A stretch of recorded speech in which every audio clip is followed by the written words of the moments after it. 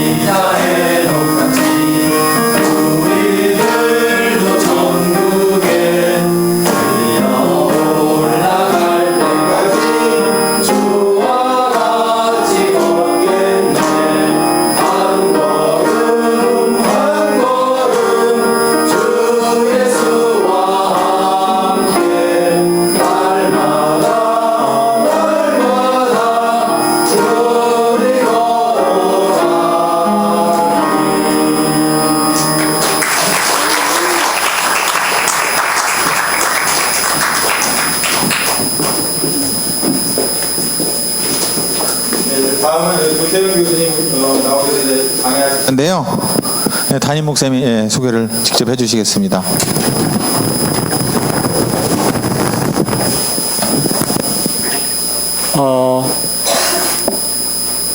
생각보다 전문분들이 적어서 이거 다음에는 조금 고민을 해야 될 것 같습니다. 우리가 이제 어제 희년 청년 신도회가 또한 수련을 갔다 보니까 뭐 잠을 한두 시간밖에 안 잤다고 그래요. 그러니까 다들 피곤해서 30대들도 다 이제 갔고 자녀들도 데리고 있는 부모님들은 또 상당히 좀 어려움들이 있는 것 같고 다음에는 이 40대 이상 이하로 나눠서 이게 수련을 해야 되나 뭐 이런 생각도 갖게 되네요. 하여간 오늘 주어진 자리지만 우리가 뜻깊은 시간을 갖기를 바라고요. 오늘 우리에게 말씀에 전해주실 우리 조태영 교수님, 한신대 국문학과 교수이긴 하십니다만은 목사이시기도 하십니다. 그 말씀을 좀 들으니까 87년 항쟁 때 호남대학교에 교편을 잡으시다가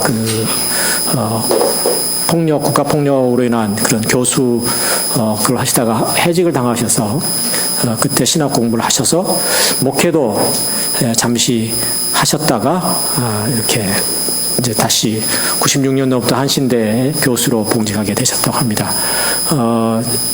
종교와 문화 연구소 소장도 역임하시고 그래서 목사이시기도 하시기 때문에 교회에 관련된 또 우리에게 필요한 좋은 말씀을 들려주시라고 생각합니다.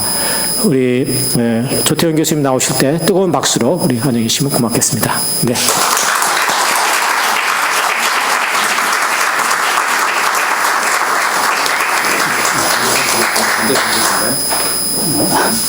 이렇게 하겠습니다.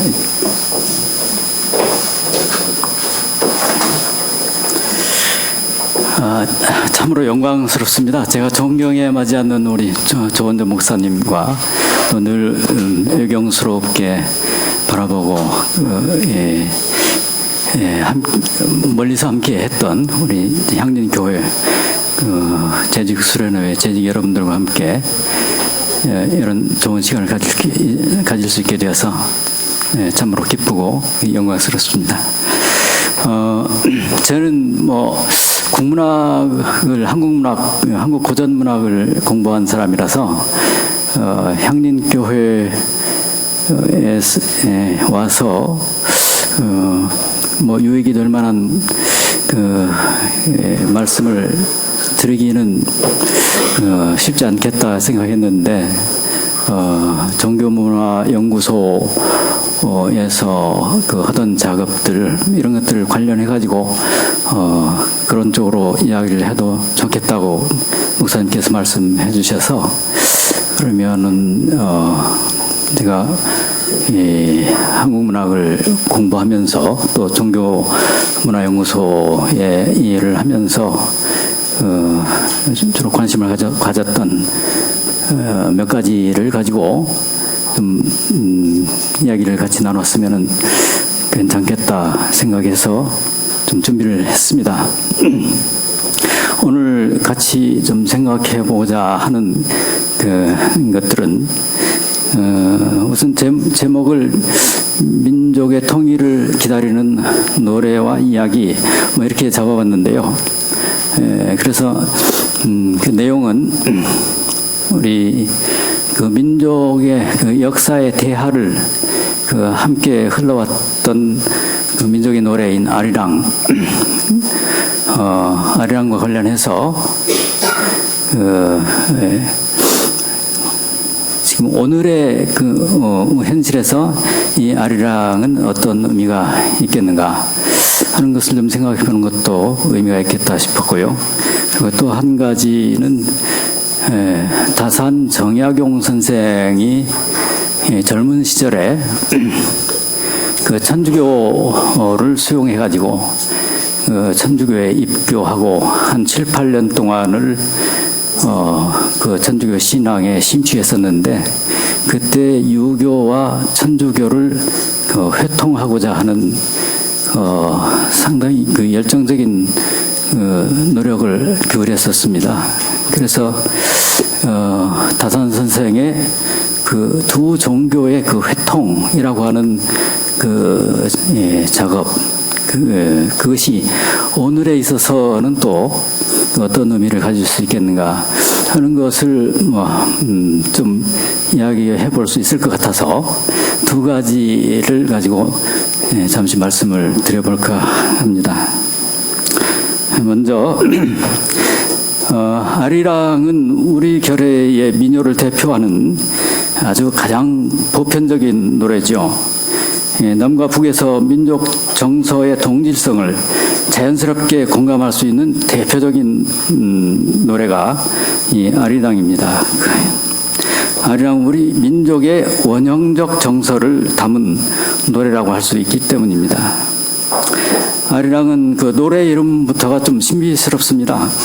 이 아리랑이라는 명칭이 전국적으로 널리 쓰이기는 이제 아리랑이라고 이렇게 불려지고 있지만은 강원도 지역이나 여타 지역에서는 또 아라리라고 부르기도 하죠. 아리랑, 아라리라는 말은 오늘날 우리 생활에서 쓰는 말은 아니기 때문에 우리의 생활과 관련해서 이것의 의미를 해석하는 것은 좀 어려울 것입니다. 아리랑의 의미와 기원에 대해서 여러 가지 설이 분분합니다. 그렇지만 저는 이 노래의 기원을 이 상고시대 우리 결의의 난생신앙에서 발생한 알맞이 노래, 알맞이굿에서 부른 노래로 보는 것이 가장 타당하다고 생각을 하고 있습니다. 아리랑의 원시 정보, 원시 정보는 후렴 속에 들어 있습니다. 아리랑의 신비는 아리랑 아리랑 아라리요, 또 아리랑 아라리가 났네 이라고 부르는 후렴에 들어 있습니다. 아리랑의 이 본 가사는 유동적입니다. 그렇지만 이 후렴만큼은 고정되어 있습니다. 아리랑은 시대와 지역에 따라서 새롭게 만들어지는 유동적인 생성물이지만은 이 후렴에 보존된 아리랑의 원형은 불변입니다. 이 후렴을 축으로 해서 시대와 지역의 역사적 경험과 또 생활 특성에 따라서 그때그때 지역마다 만들어진 가사들이 보태져 왔습니다. 그렇게 퇴적되어 온 것이 오늘날 남아있는 수없이 많은 아리랑이요 또 아라리입니다. 그 아리랑의 근원적인 뜻을 분석해 보면 한 가지 의미는 그 출산의 전통인 알라리, 아라리가 낳고 그래서 아라리 고개를 넘어간다는 것이라고 할 수 있겠습니다. 우리말에서 진통하는 것을 알이라고 그러죠. 앓는다고 합니다. 알아리는 그 출산의 진통을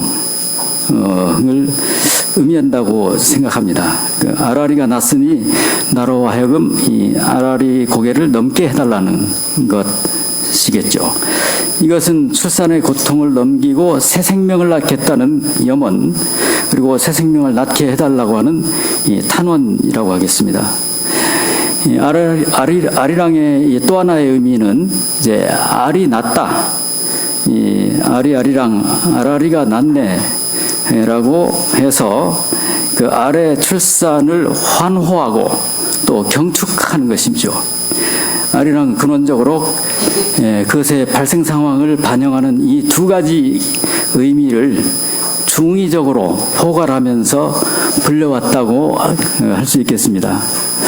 우리 건국 신화들은 이 건국의 시조들이 알에서 나왔다고 하는 메시지를 공통적으로 가지고 있습니다. 그것은 이 새 세상을 열 주체인 신성한 이 새 생명이 알에서 나왔다는 것을 표현하는 것이죠. 알에서 나온다고 하는 것은 작고 어두운 세계를 트고 밝고 큰 세계로 나오는 것을 의미합니다. 이 크고 밝은 세상의 임금이 이 작은 알을 깨고 그 속에서 나왔다는 것입니다. 이 알은 생명체의 원형이죠. 이 식물의 알에서부터 동물의 알, 그리고 달, 지구, 해, 별, 우주 전체가 각기 하나의 알이죠. 우주를 형용하는 말인 이 하늘이라는 말 자체가 본래 한 알이라는 말입니다. 알의 고어는 이 아래 아자를 써서 알인데, 칠판이 있으면 좋겠습니다만 그 동그랗게 찍는 점을 찍는 그 모음이 고어의 모음이 있죠. 그걸 아래아라고 하는데, 이 아래아는 아와 오의 중간쯤 되는 음인데 지금은 그 음가가 없어져서 정확한 발음을 할 수가 없습니다. 네, 이 한 알에서 또 이 한 앞에 있는 이 한이라는 이 말은 하나라는 뜻이 아니라 크다, 또 많다, 또 바르다 하는 등의 뜻을 가지고 있는 우리 고어 하다에서 나온 말입니다. 하다의 관형형이죠. 결국 한 알은 아주 큰 알, 곧 생명의 궁극적인 근원을 가리키는 말이라고 할 수 있습니다. 그래서 우리 결핵에서 하나님은 생명의 궁극적 주체, 또 궁극적 생명의 실제인 신을 가리키는 말이었습니다. 이 궁극의 알은 하늘이고 그 주체는 하나님입니다. 이 하나님, 그것이 변해서 하나님이 변해서 이제 하나님도 되고 하느님도 되고 현대의 이 어휘가 됐죠.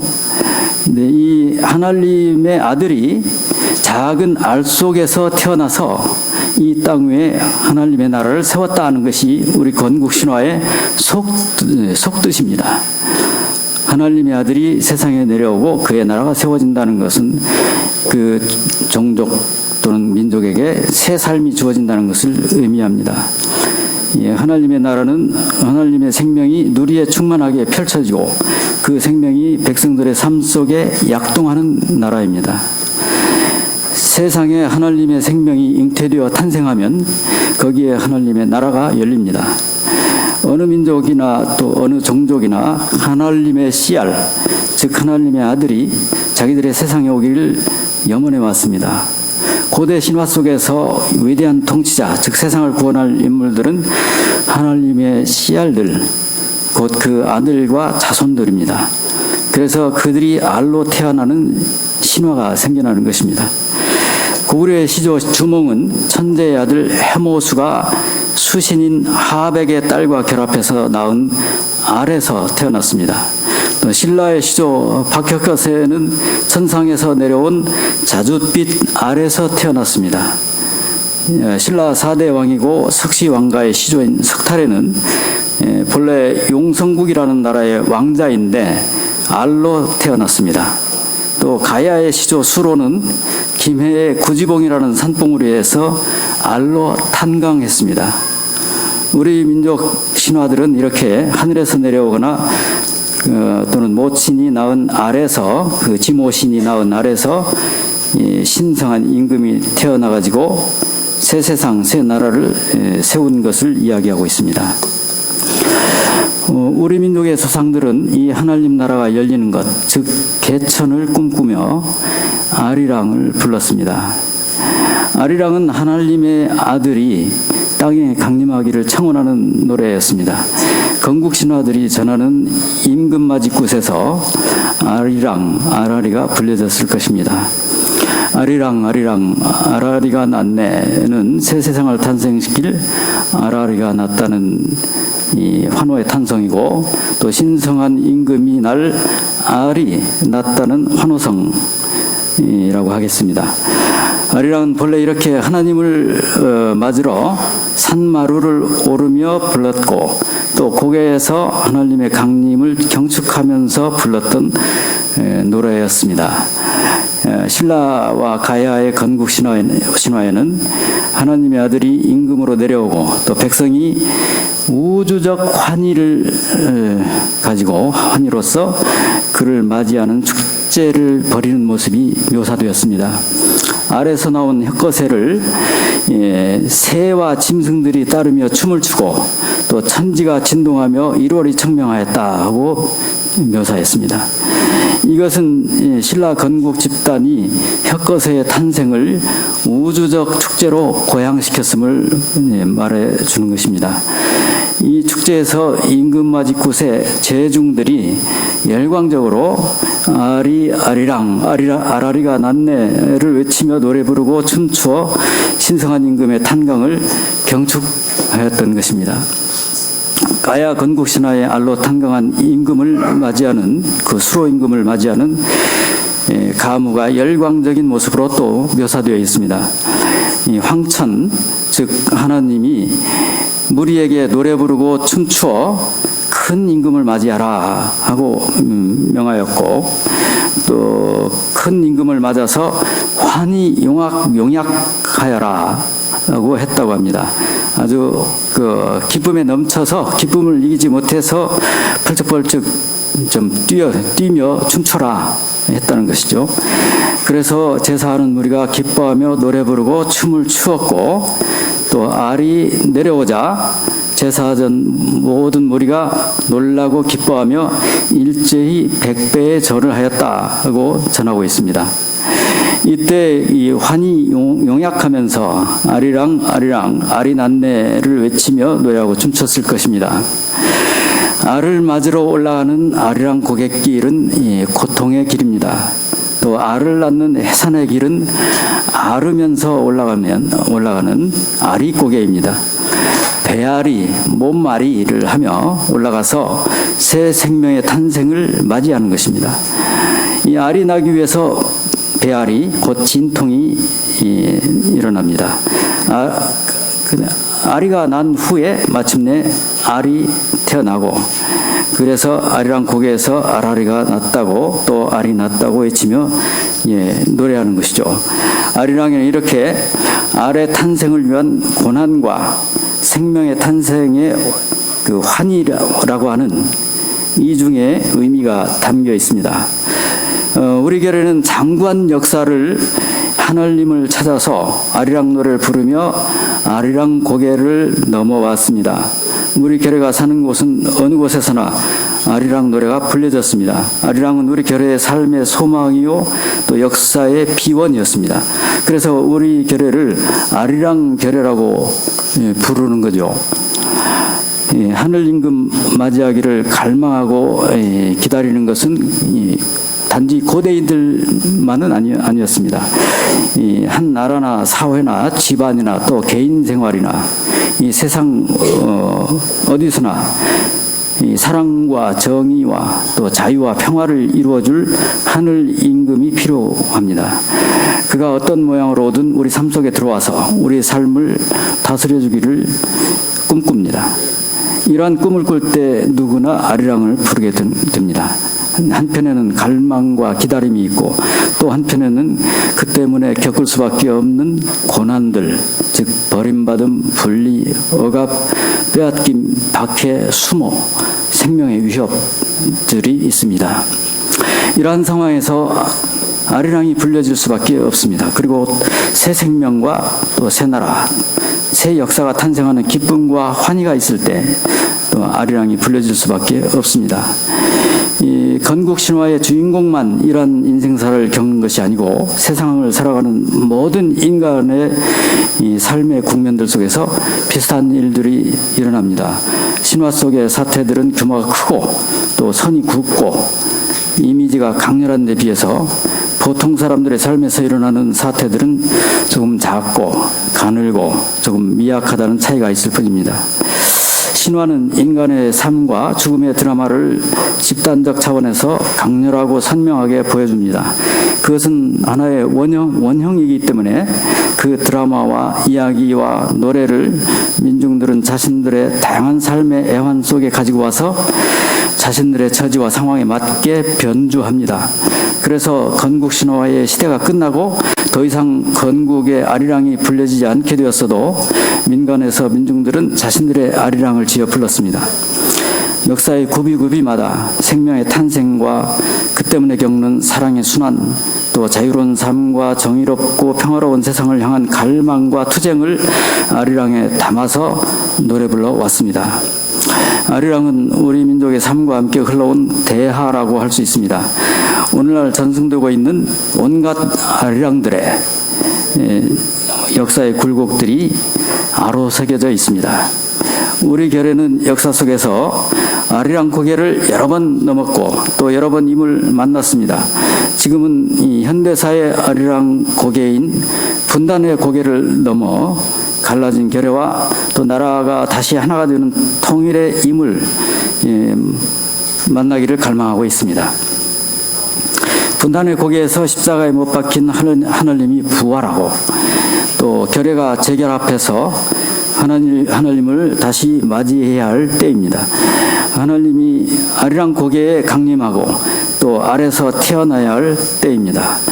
기독교는 오늘날 우리 결혜가 부르는 새 아리랑이 되었다고 할 수 있습니다.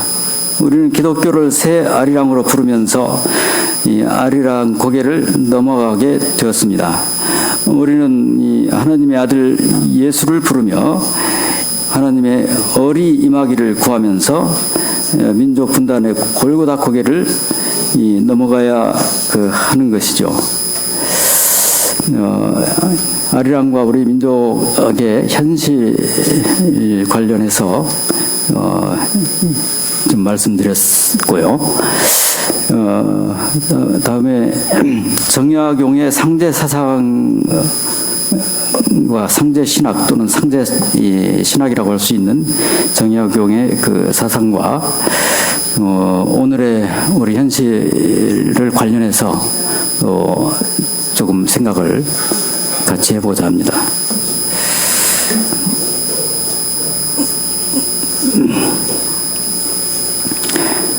다산 정약용 선생은 청년 시절에 유교와 천주교의 회통을 꿈꾸었던 사람입니다.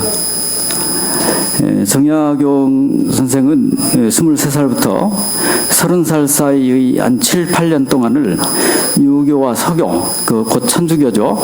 유교와 천주교를 회통하려는 뜻을 가지고 상제유학인 유교와 또 천주학인 서교를 상호 조명하는 작업에 깊이 들어가 있었습니다. 그러다가 전라도 진산의 선비인 윤지충과 권상현이라는 분이 부모의 제사를 폐하고 또 의패를 불살은 사건, 이른바 그 진산 사건이 일어나게 되자 이 유교와 천주교가 공존할 수 없구나 하는 판단을 하고 천주교를 떠나기에 이릅니다. 유교에서 부모에 대한 효는 세속적인 윤리를 넘어서 인간이 하늘을 섬기는 구체적인 방법이 되는 것입니다. 부모를 제사하는 것은 후손이 효를 자기 일평생 이어가는 의례입니다. 조상에 대한 제사는 조상의 효를 이어받아서 후손에게 이어주는 일로서 이것은 하늘을 섬기는 일, 곧 사천을 영속화하고 또 그것을 확장하는 일입니다. 유교에서 이렇게 중요한 이 사천의 의례를 우상숭배로 규정하고 금지한다는 것은 유교의 근본을 부정하는 것이 됩니다. 정약용은 대학에서 말하는 명덕이라고 하는 것을 추자하고는 달리 이 효제자라고 풀이하였습니다. 효와 자는 부모와 자식 간에서 내려오고 또 올라가는 그 두 가지의 사랑을 말하는 것이고, 제는 형제 간에 나누는 사랑을 말하는 것입니다. 그 효제자, 이 삼덕이라고 하는데, 이것은 하늘이 명한 인륜의 덕 가운데서 가장 기본이 되는 것이고, 그 가운데서도 효가 가장 으뜸이 되는 덕입니다. 그 효는 그 하늘이 명령한 것, 즉 천명이고, 그래서 효를 행하는 것이 하늘을 섬기는 일, 즉 사천이 됩니다. 그러므로 효를 빼놓고 하늘을 섬길 수가 없고, 부모와 조상에 대한 제사를 제쳐놓고 하늘을 공경하는 일이 성립될 수 없다 하는 것이 유교의 제사관입니다. 그런데 이 진산 사건으로 제사 문제를 놓고 유교와 천주교가 공존할 수 없는 이 대립과 충돌의 사태가 벌어진 것입니다. 이 조선의 천주교 신자들에게 조상 제사는 처음에는 문제가 되지 않았습니다. 당시 조선에서는 이 사대부 지식인들이 이 서학서를 통해서 천주교를 받아들였고, 그들이 보았던 서학서는 예수의 선교사들이 펴낸 것들인데, 그것은 적응주의 선교 신학인 보유론이라고 하는 이 선교론에 입각해서 쓰여진 것들이었습니다. 중국에 처음 들어왔던 예수의 선교사인 마테오 리치는 중국에 오래 살면서 유교 경전들을 깊이 공부하고 원시 유교의 상제신앙과 천주교의 천주신앙 사이에 근원적인 상통성이 있다 하는 것을 발견했습니다. 그리고 유교 제사의례가 가진 도덕적 의의를 인정하게 되었습니다. 그래서 예수의 선교사들은 이런 유교 이해를 가지고 이 천주교로 유교를 보완한다는 뜻의 그 보유론을 내세워서 적응주의 선교를 펼쳤습니다. 그리고 그것이 중국의 지식인들에게 아주 좋은 반응을 얻어서 아주 성공적인 선교의 성과를 거두기도 했습니다.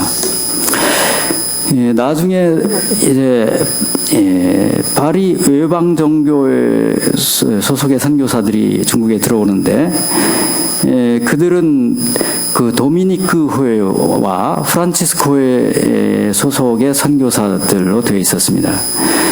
그들은 예수회와 대립해서 유럽 중심주의적이고 또 근본주의적인 입장을 취했습니다.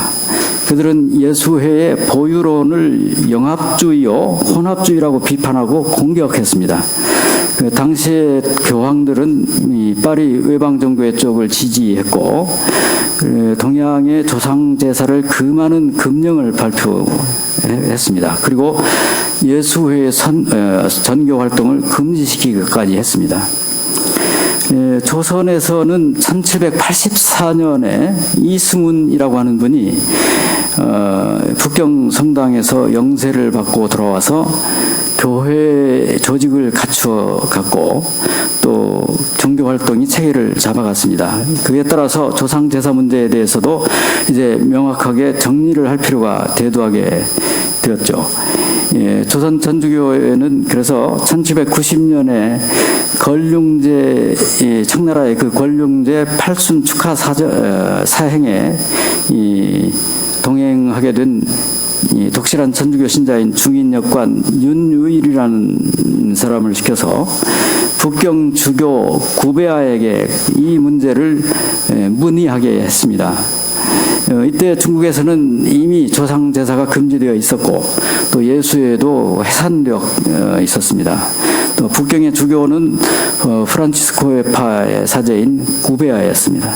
이 구베아 주교는 제사는 우상을 숭배하는 것이고 하나님을 믿는 것에 위배되는 것이라는 답변을 주었습니다. 이렇게 이 조상 제사에 대한 천주교회의 공식적인 지침이 조선 천주교회에 내려진 상황 아래에서 그 이듬해에 진산 사건이 일어났던 것입니다. 정약용은 이를 계기로 천주교회와 관계를 끊었고 천주교를 배격하는 글을 쓰게 됩니다.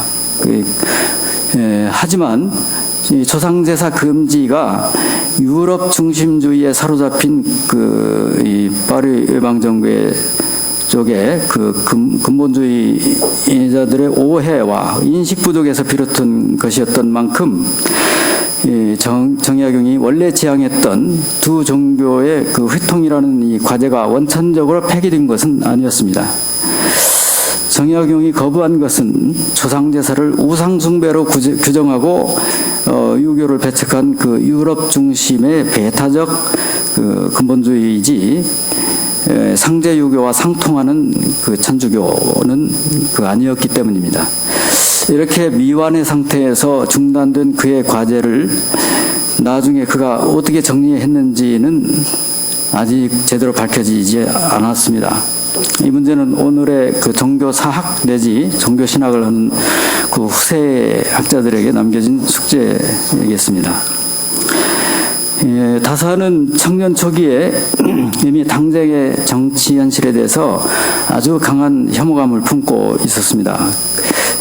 그는 그 10대 소년 시절에 벌써 당대의 정치 현실을 아주 위험이 가득 찬 험악한 밀림과 같은 세계로 묘사하는 시를 남겨놓고 있습니다.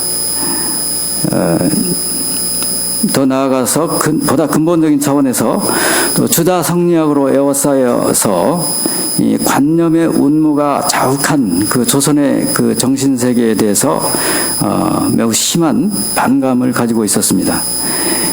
당대의 상황을 예민하게 인식하고 있었던 그 정약용은 때로 절망을 품고 향리에 은거해서 인륜을 독실하게 실천하는 삶이나 살기를 갈망을 하기도 했습니다. 하지만 부모의 기대를 따라서 과거 공부를 했고 그러면서 지속적으로 은거와 출사를 두고 번민했습니다. 다사는 16살 때 그의 매형되는 이승훈을 통해서 성호 이익의 유저를 보게 되었는데 이 성호 선생을 통해서 유교의 새로운 세계를 발견하게 되었습니다. 이로부터 그는 이 성호를 사숙하기 시작해서 일생 성호학파의 실학을 발전시키는 데 매진을 했고 당대 실학을 집대성했습니다. 그가 성호 이익을 통해서 눈을 뜬 것은 공자의 원유교라고 하는 그 수사학이었습니다. 이 수사는 그 지금 중국 산동성의 곡부현 공자의 고향이기도 하고 말년에 돌아가서 제자들을 교육했던 그 곡부에 흐르는 강들입니다. 사수는 이제 태산에서 발원해가지고 곡부를 흐르고 있고 수수는 이제 그 사수의 한 지류인데 이 두 강의 이름을 따서 거기 공자학을 이제 수사학이라고 별칭하기도 하는 것이죠. 그런데 이 수사학이 본래 경세 치용을 본령으로 하는 수기 치인의 자기 몸을 닦고 또 백성을 다스린다는 그런 수기 치인의 실학이라고 하는 것이었습니다. 이후에 다사는 이 주자 유학의 틀에서 벗어나 성호학파의 눈으로 이제 원시 유교의 경전들을 새롭게 봄으로써 공자 유교의 근본이 이 사천의 학, 즉 하늘을 섬기는 일이라는 것을 각성했습니다. 그래서 하늘을 섬긴다는 것은 구체적으로 인륜을 실천하는 것이고 그 모든 인륜의 실천이 사천에서 비롯된다는 그 인식을 얻게 되었습니다. 상제를 공경하는 것이 유교의 본원으로 돌아가는 출발점이라는 것을 또 알게 되었습니다. 그 원시 유교에서 하늘을 상제로 인격화해서 또 만물의 조화 운행과 인간 세상의 질서를 주재하는 신으로 섬기는 신앙, 즉 이 고도한 종교성을 발견한 것이죠. 이것은 정약용에게 커다란 각성의 계기가 되었습니다. 이 소사상제의 신앙, 소사상제라고 하는 것은 그 상제를 밝히 섬긴다 하는 경전에 있는 말인데요. 이 신앙은 그에게 새로운 하늘을 보게 해주었습니다. 인간이 인륜을 실천할 수 있게 하는 궁극적인 근거가 상제 하늘님이라는 사실에 대한 각성이 이제 주자 성리학의 그 관념주의와 또 추지주의에서 빠져나올 수 있는 출구를 여는 열쇠가 되었습니다. 정약용은 상대 사상으로 주자 성리학을 근본적으로 이제 비판할 수가 있었습니다. 주자 성리학은 종교성을 짙게 띠는 그 원시 유교의 상제 신앙을 폐기했던 학문이죠. 그래서 상제를 태극과 이로 대체를 했었습니다. 주자 성리학은 하늘을 태극이라고 하고 또 다시 그 태극을 이제 이로 환원시켜서 그 이라고 하는 거, 위치라고 할 때 그 이를 궁극의 실제 자리에 올려놓았습니다. 그런데 정약용이 원시유교의 상제를 재발견함으로써 이 성리학의 관념주의를 근본적으로 비판하고 반박할 수 있는 근거를 확보한 거죠. 상제를 두려워하는 경외심, 그 개신 공구한다고 하는데요. 이 개신 공구하는 마음을 품고 어느 곳이나 또 어느 때를 막론하고 이 상제 앞에서 자신을 성찰하는 이 성실성을 지녀야만 인륜을 돈독하게 실천할 수 있다. 이 인식이 이 주자 성리학을 그 반박한 정약용의 이 상제 유학의 그 핵심이라고 하겠습니다. 하늘을 이로 환원하여 이를 궁구하는 데 힘쓰는 것, 이것이 이제 주자 성리학의 이 기본인데요. 그거로서는 평생을 다해도 인륜의 실천이라고 하는 목표에는 이룰 수 없다 하고 반박을 했습니다. 이 상제를 공경한다는 것은 여러 경전에 나와 있습니다. 그런데 뭐 어느 경전에도 태극을 공경한다거나 또는 이를 공경한다는 것은 뭐 찾을 수 없다.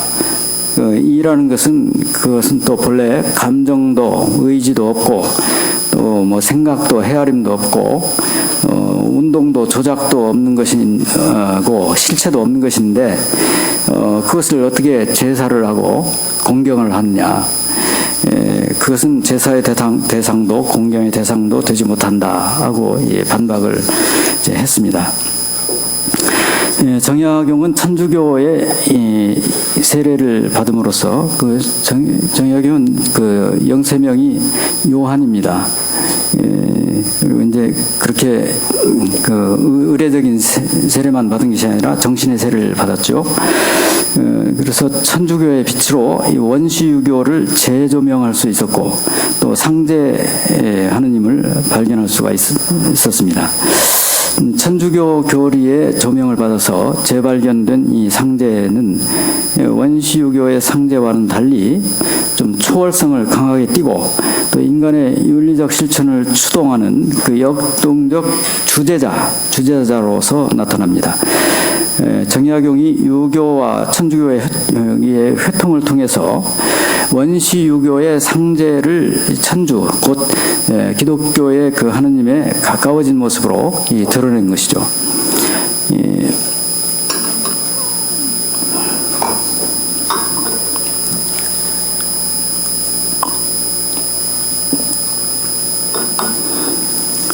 그래서 정약용의 유학을 상제신학이라고 할 수 있습니다. 유교와 서교를 회통하다가 서방교회의 그 반유교적 배타주의 때문에 이 회통의 작업을 중단했지만 그의 상제신학만큼은 그의 평생에 계속되었습니다. 이 서방 천주교회의 신앙에서는 떠났지만 천주신앙과 결합한 상제신학을 가지고 그는 유교의 경학 연구를 계속했습니다. 그래서 그의 방대한 경학 속에는 그의 신학이 면면이 펼쳐져 있습니다. 유학의 이름으로 수행한 그의 저술들 속에 숨어있는 그의 신학을 재조명하고 또 재발견하는 일은 앞으로 교회가 해야 할 중요한 과제라고 하겠습니다. 정약용이 눈떴던 상제신앙을 오늘의 문제에 활용할 필요가 있다고 생각합니다. 우리가 활용하려는 상제신앙이란 원시유교에서 말하는 상제천을 넘어서 유교와 기독교가 서로 소통하는 눈으로 바라본 상제에 대한 신앙이라고 하겠습니다. 정약용이 원시유교와 천주교를 소통함으로써 발견했던 이 상제에 대한 각성과 신앙을 오늘의 자리에서 재조명해 볼 필요가 있다는 것입니다. 그가 상제유교를 재발견함으로써 그 시대의 한계와 질곡이었던 주자성리학, 이 주자주의를 극복하는 열쇠를 얻었던 경험은 어쩌면 오늘의 우리가 우리 시대의 한계와 질곡을 극복하는 열쇠를 얻는 데 모종의 해안을 제공해 줄 수 있지 않을까 하기 때문입니다. 정약용이 눈떴던 상제 하느님은 이 천명의 실천, 즉 인륜 도덕의 실천을 강하게 추동하는 초월적 주제자이자 인륜을 실천하게 하는 인간 양심의 궁극적인 주체입니다. 정약용이 유교와 서교를 소통하여 각성한 상제 하느님은 만유에 내재하는 궁극적 실제일 뿐만 아니라 이 강하게 초월성을 띠는 초월적이고 주권적인 주제자입니다. 이 초월적 상제신앙의 입장에서는 이 초월적 주제자를 경외함으로써 이 천명 곧 하나님의 뜻을 청종하여 인륜을 실천하는 것이 이 본연의 인간의 길이고 또 이상적 사회와 이상적 국가의 길이다 하고 보는 것입니다. 인륜을 실천하는 인륜적 개인과 또 인륜적 사회 또 인륜적 국가라고 하는 것은 이 다산이 각성한 이 강렬한 종교성의 비전입니다. 이 비전은 오늘날의 개인과 사회, 국가에 대해서도 여전히 중요한 의미를 지닌다고 생각됩니다. 특히 또 다른 의미에서 주지주의에 빠져서 이 천명의 실천, 즉 그 하느님의 말씀의 실천